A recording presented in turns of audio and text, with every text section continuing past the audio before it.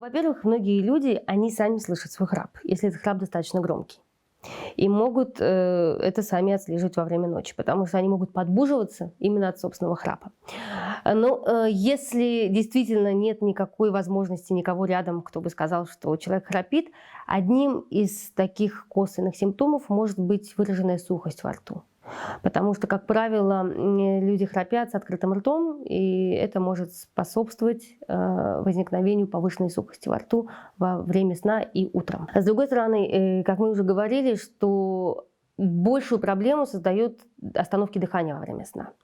И здесь скорее может это говорить о тех признаках, которые будут потенциально свидетельствовать о наличии остановок дыхания во время сна, а не только о храпе.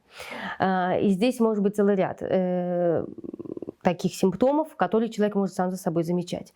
Это может быть прерывистый сон, он подбуживается зачастую по непонятным причинам во время сна.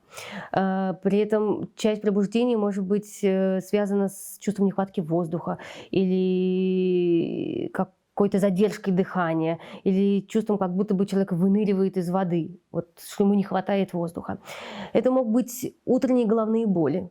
Если говорить о людях, может быть, с сердечно-сосудистыми какими-то заболеваниями, которые контролируют артериальное давление, то повышение артериального давления по утрам тоже может свидетельствовать о возможных нарушениях дыхания во время сна, остановках дыхания и храпе.